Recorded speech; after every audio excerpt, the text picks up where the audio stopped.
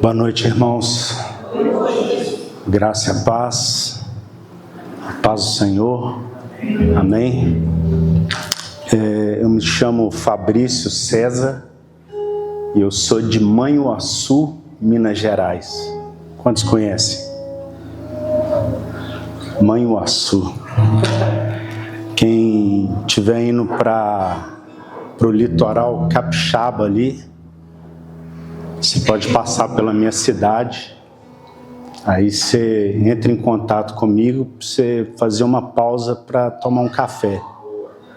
E ali você vai tomar um bom café, tá bom? Que eu gosto de café. Eu aprendi a tomar café ali com os meus amigos que são produtores de café. Então eu me tornei quase um viciado num bom café. Eu lembro que quando eu casei, quase 20 anos atrás, e a minha esposa tomava café e eu tomava Toddy.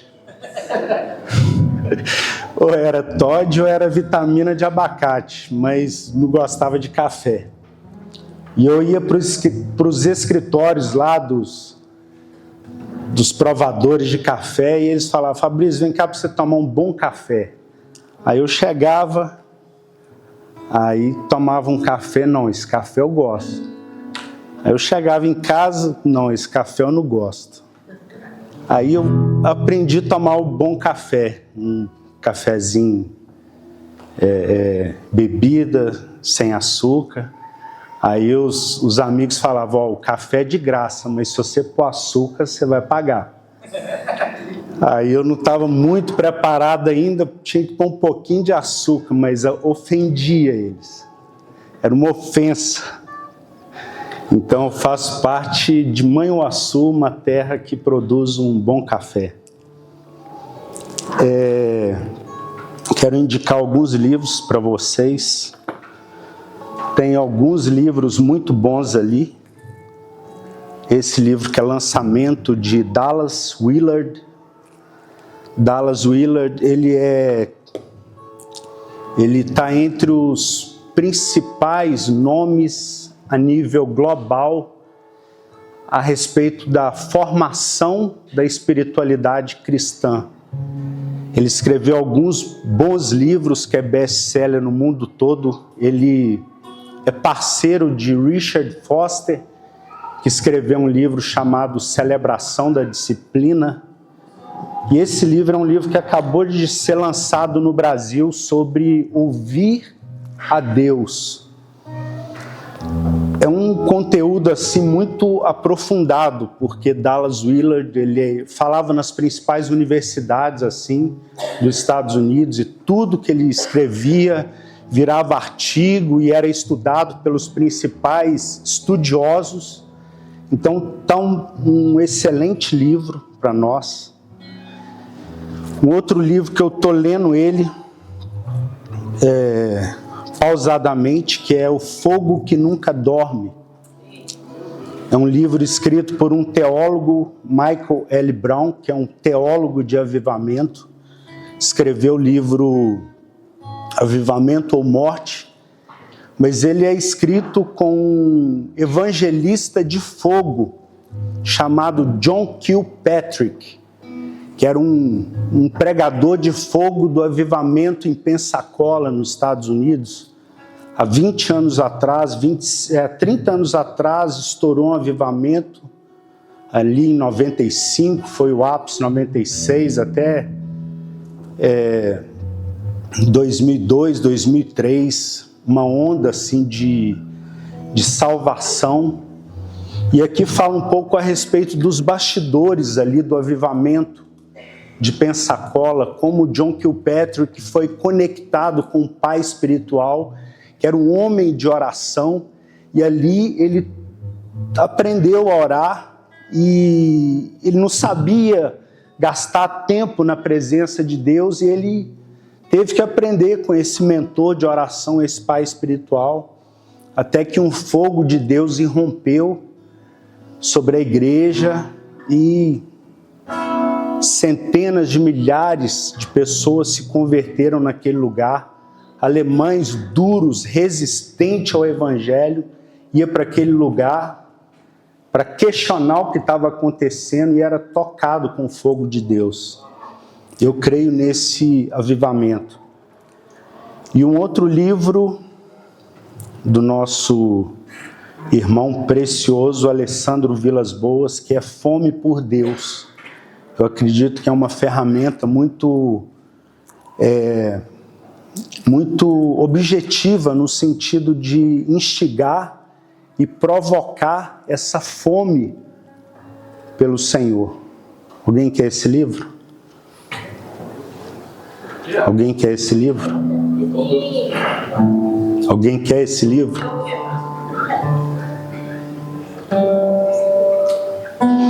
Quantos querem Deus? Eu quero. Essa é a atitude para aqueles que querem Deus. Amém? Vamos? Irmãos, eu quero compartilhar algo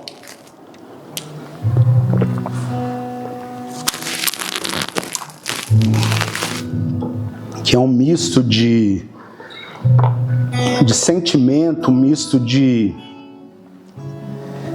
impressão do Espírito. Sempre quando a gente vem para a cidade, a gente está num contexto assim de buscar o Senhor,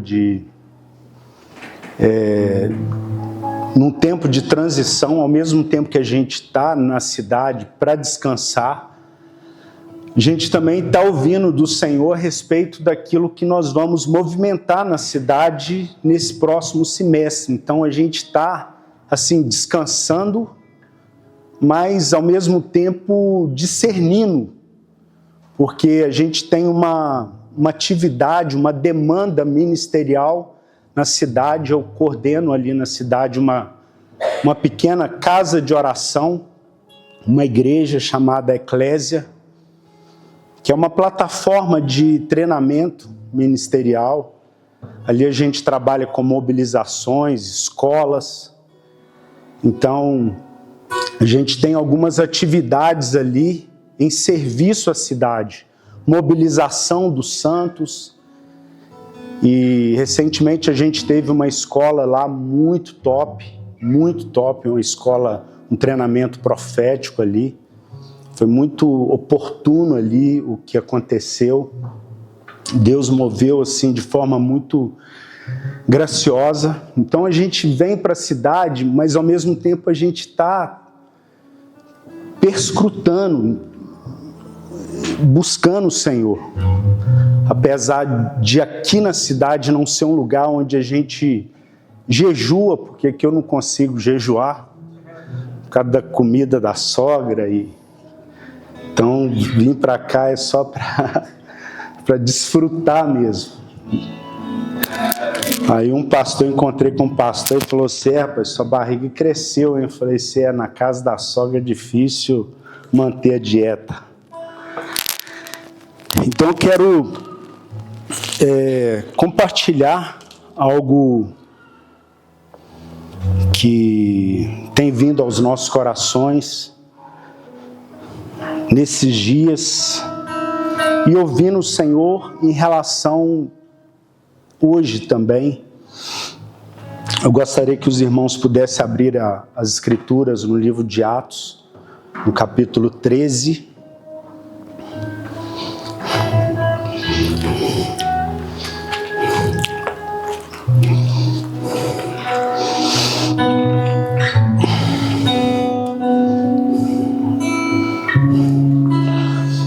O encargo para nós, o pastor Leandro, ele me passou um tema que é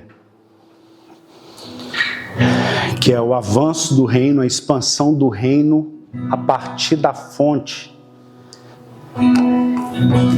E eu gostei muito porque, por ver a questão da organização de vocês e do norte com que Deus está conduzindo vocês. Vocês passaram de uma fase de uma aleatoriedade, estão caminhando para uma realidade mais disciplinar da igreja. Fiquei muito feliz por isso. Isso prova a respeito de um estágio que a igreja está avançando, alcançando uma estatura a mais, no sentido de corresponder àquilo que o Espírito está soprando, está direcionando sobre vocês. Então eu achei muito positivo. Então isso requer um pouco mais de seriedade. Eu acredito que Deus vai tratar um pouquinho a respeito disso conosco. Então, Atos no capítulo 13 diz que na igreja em Antioquia havia profetas e mestres, Barnabé, Simeão, chamado Níger, Lúcio de Cirene, Manaém, que havia crescido com o governante Herodes, e Saulo. Enquanto eles cultuavam ao Senhor e jejuavam, o Espírito Santo disse: separai-me Barnabé e Saulo para a obra a qual eu os tenho chamado. Então, depois de jejuar, oraram, lhes impuseram as mãos e deixaram que partissem. E assim, enviados pelo Espírito Santo, desceram para Seleucia e dali navegaram para Chipre, chegando a Salamina, anunciaram a palavra de Deus na sinagoga dos judeus e tinham João como seu auxiliar. Pai, eu oro, Senhor, para que o Senhor nos dê graça, nos dê espírito de sabedoria e revelação, no pleno conhecimento da sua verdade, da sua vontade.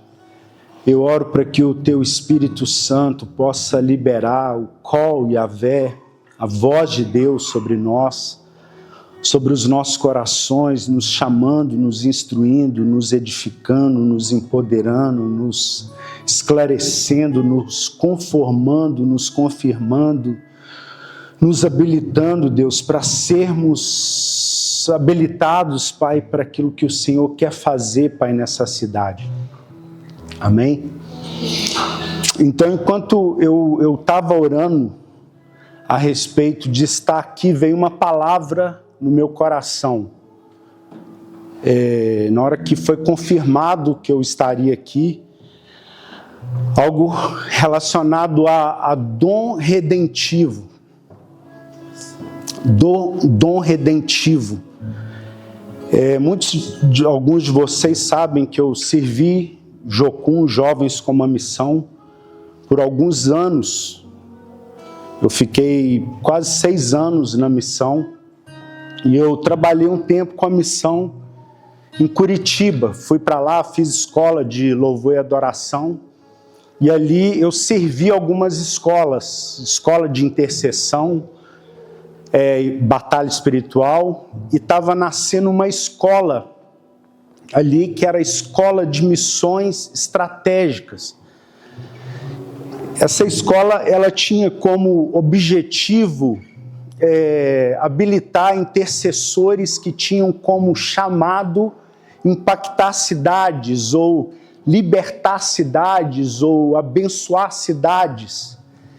E uma chave dessa escola era a respeito de descobrir nas cidades quais eram os dons redentivos dessas cidades. Quais eram os dons que Deus habilitou essa cidade, e essa cidade ela não usa esses dons para Deus, mas muitas das vezes usa esses dons para propósitos que não são os propósitos de Deus. E essa escola ela tinha experiência, irmãos, de habilitar esses intercessores com ferramentas para que eles pudessem ir para cidades e ali eles orarem assim de uma forma muito estratégica perguntando para Deus quais eram os dons redentivos da cidade. Em momentos a gente faz isso sobre a nossa cidade, a gente quer saber qual é o dom redentivo da cidade, qual é o chamado de Deus para a cidade, porque da mesma forma que nós, pessoalmente falando, individualmente falando, nós temos habilidades, nós temos dons que Deus nos deu. A Bíblia fala que ele subiu ao alto, aquele que subiu foi o que desceu nas partes mais profundas da terra, e ali ele subiu nos lugares mais altos, e ele deu dons aos homens, até mesmo para os rebeldes, para os ímpios. Ou seja, Deus, ele deu dons aos homens. Esses dons dados por Deus não são os dons espirituais ou os dons ministeriais, são habilidades que Deus deu para todos, para que todos pudessem, vamos dizer assim, sobreviver e cumprir o chamado deles na terra. Então, da mesma forma que Deus deu dons para homens, Deus ele também deu graça para cidades, deu dons para cidades. Existe, quando você lê, tem um livro que depois disso eu até investiguei, eu tenho bastante conteúdo a respeito disso na minha casa, na minha cidade. Mas eu não consegui acessar algumas coisas que eu queria, e eu investiguei. Quantos já ouviram falar de John Dawson? John Dawson, ele no contexto de missões, ele é muito famoso. Escreveu o livro Reconciliação, curando a ferida das nações. E um dos outros livros que ele escreveu foi Reconquiste a sua cidade para Deus. E nesse livro também ele fala a respeito desse chamado de Deus para as cidades. Porque ali ele liderava a base de Jocum em Los Angeles. E ali eles tiveram que ouvir de Deus a respeito de qual era a identidade de Deus da cidade de Los Angeles. E era uma cidade, irmãos, que Los Angeles significa os anjos e os mensageiros. E quando eles ouviram de Deus a respeito do nome da cidade, no nome carregava uma chave profética. Porque eles falavam, nós queremos que que nessa cidade saiam os mensageiros do Evangelho. Uma pergunta que eu quero fazer para você. O que significa Baipendi? Um voluntário. Não sei se... Importante. Como é que você chama? Cleverson. O que significa Cleverson? Não sei. Dom redentivo. O seu nome carrega um dom poderoso. O seu nome pode estar, a sua identidade redentiva pode estar no seu nome. Se você chama Gabriel, Rafael, você carrega o nome de Deus. Isso é algo poderoso.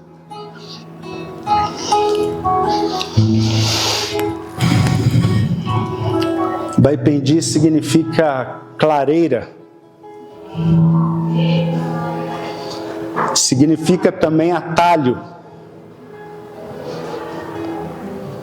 Existe uma chave profética poderosa aqui, irmãos. Você sabia que Baipendi é uma das maiores cidades do Brasil? Quantos sabiam disso? Baipendi, ela está entre as maiores cidades em termos geográficos do Brasil. Se você fizer uma pesquisa a respeito da área geográfica, Banhuaçu, Baipendi é maior do que São Paulo, irmãos. Muito maior do que São Paulo, maior do que Belo Horizonte, maior do que Rio de Janeiro.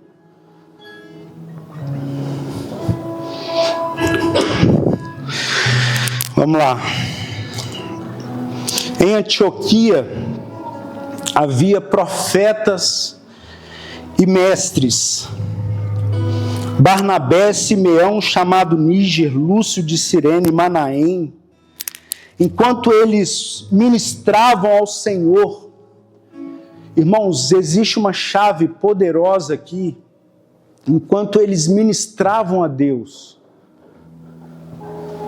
a gente fala a respeito dos 3 níveis de ministério, ou 3 áreas de atuação do ministério: ministério ao Senhor, ministério aos santos e o ministério ao mundo.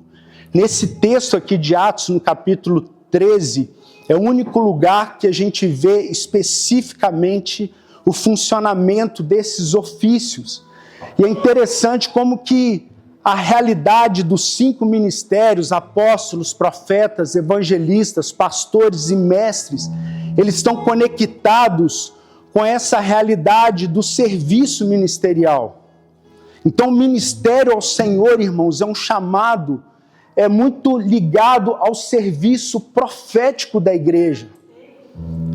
Os profetas, eles vão falar primeiro o Senhor. A preocupação dele é colocar Deus em primeiro lugar, a prioridade é Deus, o culto é ao Senhor, essa centralidade de Deus. Ele analisa todas as coisas a partir de uma realidade celestial, a partir de uma realidade que ele está vendo, que ele está contemplando, que ele está percebendo.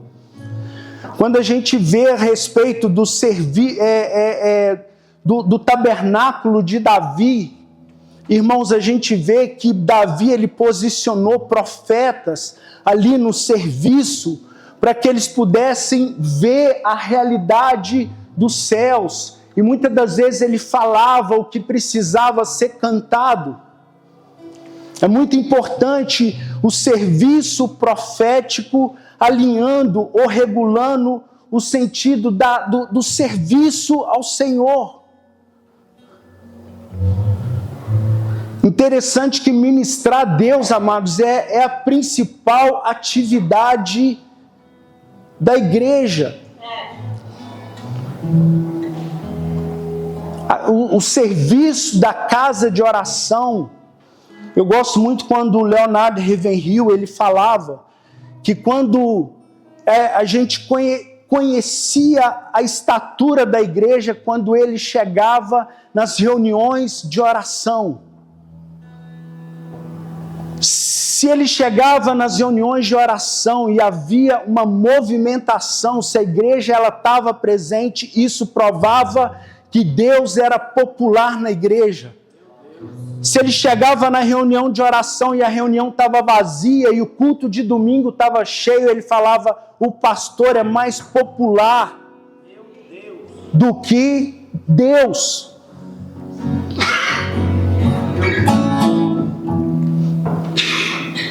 Enquanto eles ministravam ao Senhor.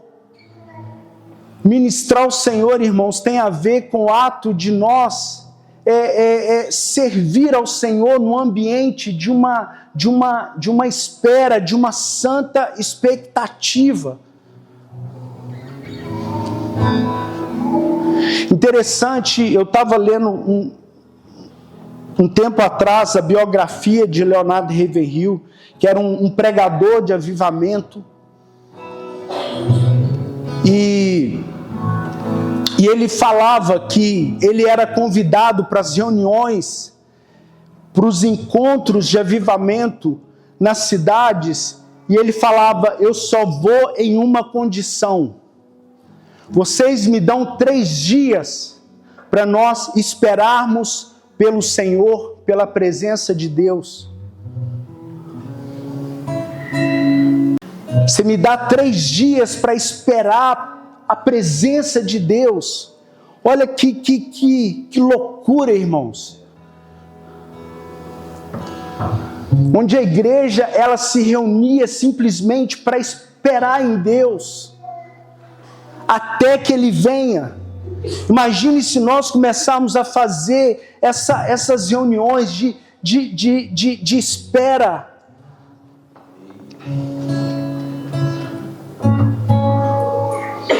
lembro de um momento de muita radicalidade, que eu ia para o monte, às vezes, simplesmente para estar com Deus, para estar na presença.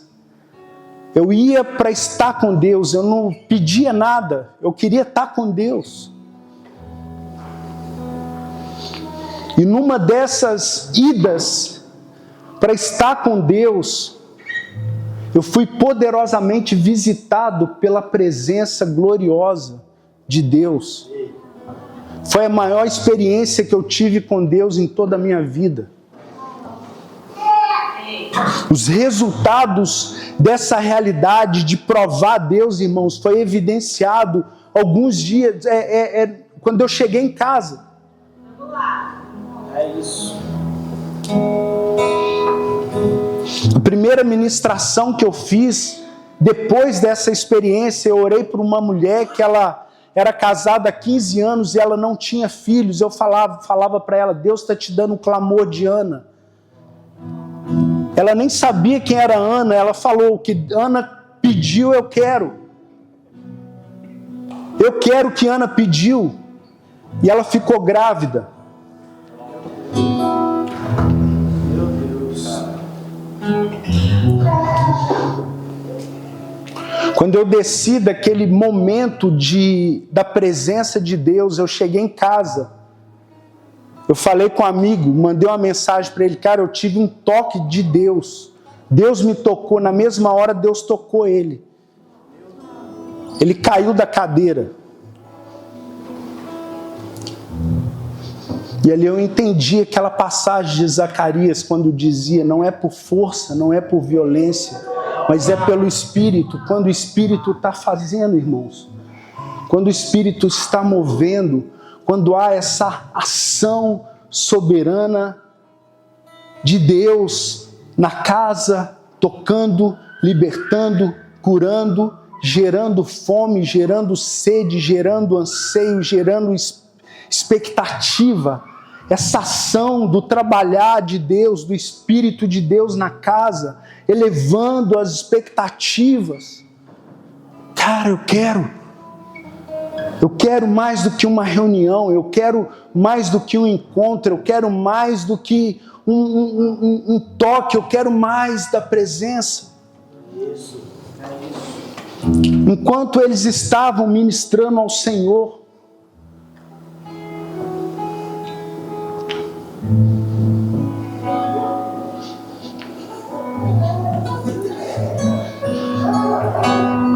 ministrar ao Senhor, irmãos, é atividade daqueles que não estão mais querendo corresponder um rito apenas. E aqueles que transcenderam, estão em busca de uma realidade real.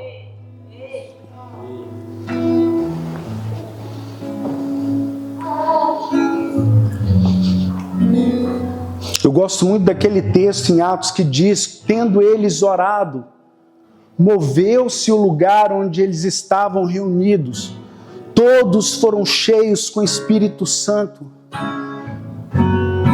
E eles saíram com ousadia anunciando o Evangelho.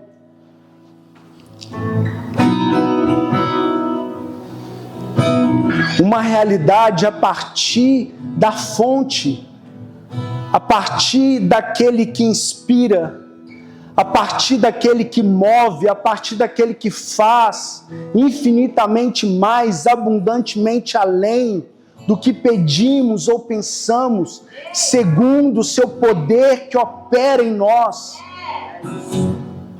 Uma realidade viva da ação, do poder sobrenatural de Deus.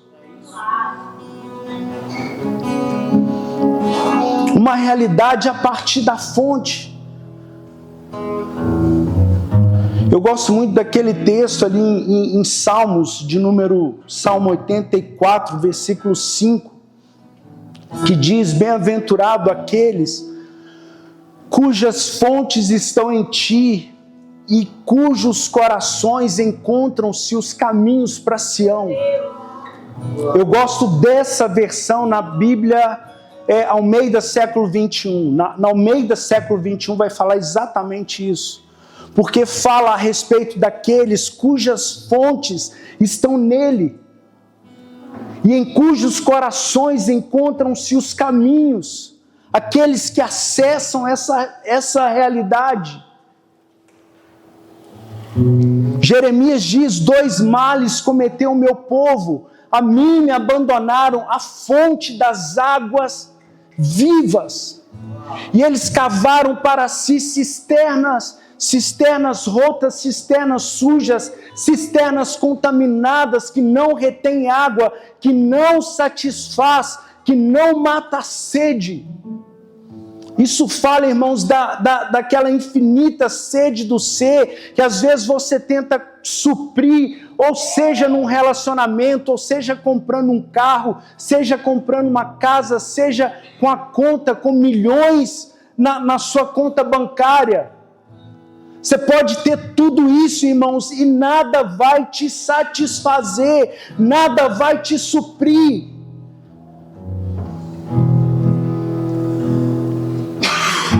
Mas você pode fazer dele a sua fonte de provisão, onde você acessa recursos incomensuráveis, porque o evangelho que nós cremos é o evangelho das insondáveis riquezas de Deus em Cristo Jesus.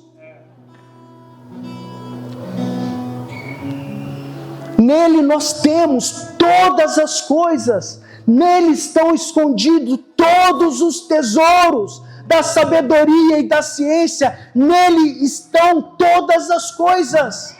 Se eu tenho Ele, eu tenho tudo. É isso. Vamos lá. Irmãos, eu falo que nesses últimos anos, eu e a minha casa, nós temos colhido abundantemente daquilo que nós semeamos durante toda a nossa vida. Eu me converti no ano de 97, em 98 eu estava numa agência missionária.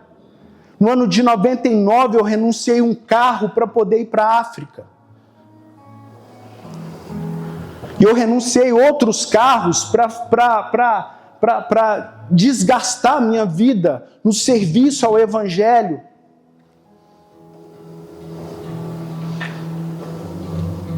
Uma vida de entrega, uma vida de renúncia, uma vida de sacrifício.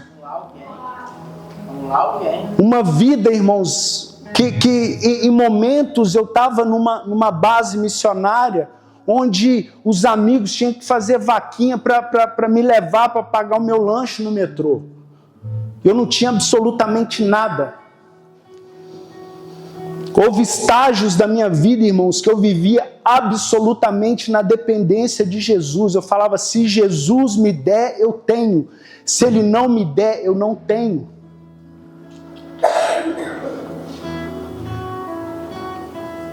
Que eu falei: eu não compro roupa, eu não compro nada. Se Jesus me der, eu tenho. Eu te falo que a prova foi grande.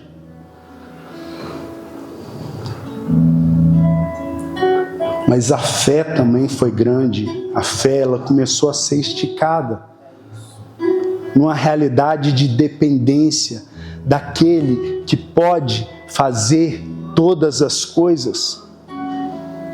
Uma realidade a partir da fonte. Gálatas nos diz: não nos cansemos de fazer o bem a todos, porque no seu tempo vamos colher. Não nos cansemos. Sabe aquele cansaço que às vezes bate: eu não faço mais para tal pessoa. Para ela eu já fiz demais. A pessoa só está me abusando, só está me explorando. Não nos cansemos de fazer o bem, porque no seu tempo nós vamos colher uma realidade a partir da fonte. porque a fonte no seu tempo vai começar a jorrar.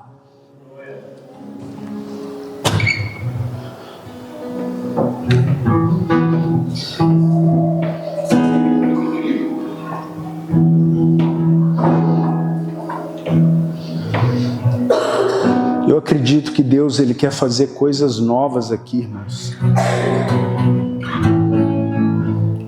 Deus, Ele vai fazer coisas novas aqui. Deus, Ele está preparando pessoas.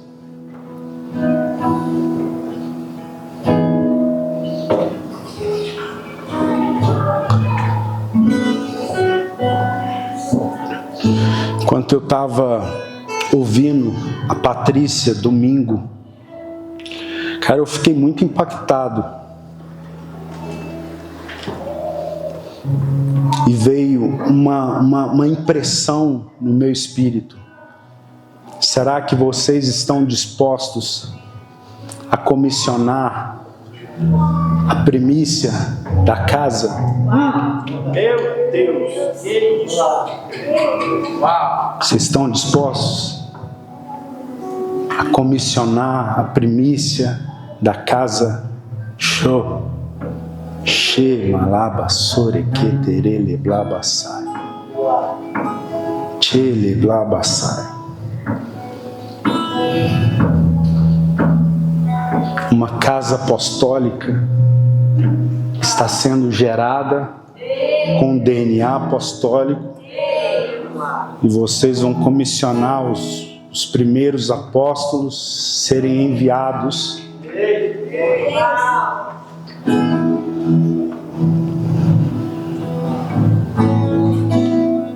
O vento sopra, irmãos. Quando o vento soprar, nesse momento de encontro, enquanto jejuaram, irmãos, o jejum vai ser esse atalho. Esse atalho que vai acelerar o processo, nas quais coisas vão começar a acontecer e vocês vão ouvir: separai-me para a obra que eu vos tenho chamado. Esses encontros, irmãos, eles são extremamente sérios e proféticos. É nesses ambientes de oração que Deus gera. Que Deus gera os profetas, que Deus gera os mestres, que Deus gera os apóstolos, que Deus gera os evangelistas, que Deus gera os pastores. Nesses ambientes de oração onde você é forçado a responder para Deus, a dar um sim para Deus.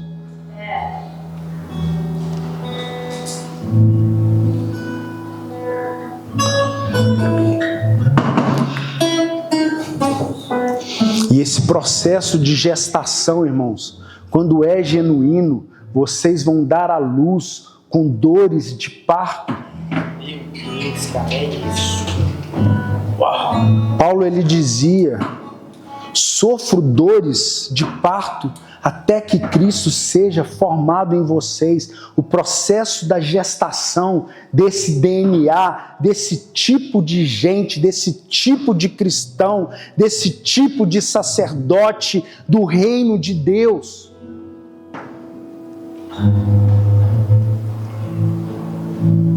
Dessa casa de glória, doxa, comunidade doxa, casa de glória. Vamos lá.